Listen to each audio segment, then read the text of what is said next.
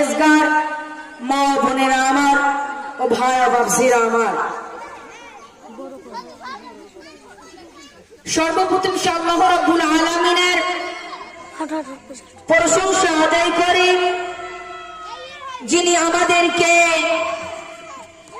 আজকের আঞ্জুমানে, আজকের এই জালসার আসার বসার এবং আমাকে কিছু কথা বলার তৌফিক দান করেছেন।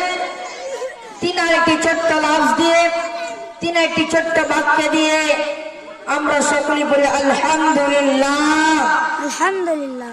তারপরে পরে ধর্মের গুরু, কর্মের নেতা, মা আমনুল্লাহ দোজাহানে বাদশা মুহাম্মদ মুস্তাফা সকলে বলুন সাল্লাল্লাহু আলাইহি ওয়াসাল্লাম।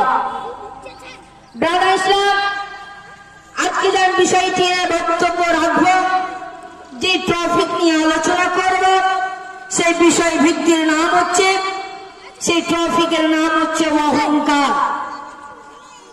এই অহংকার মানব জীবনের এই অহংকার এমন একটা জিনিস যে মানুষকে, মানুষের আত্মপরিধিকে ভুলিয়ে দেয় এবং মানুষ অন্য মানুষকে হেগে তুচ্ছ মনে করে, নিজেকে বড় ভাবে অন্যকে তুচ্ছ মনে করে। এটা হচ্ছে আমাদের চলাচল, এটা হচ্ছে আমাদের বসবাস।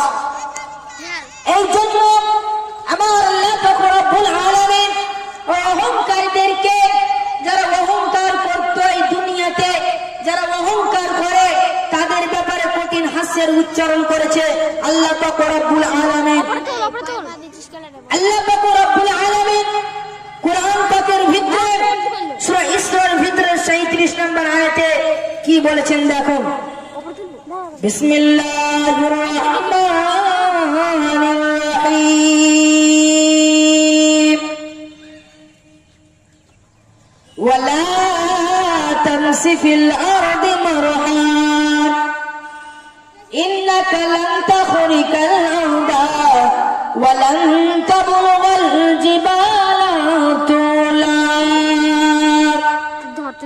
আল্লাহ পাক রব্বুল আলামিন তিনি কোরআনে আয়াতটা নাজিল করেছেন, কিসের জন্য নাজিল করেছেন, কেন নাজিল করেছেন?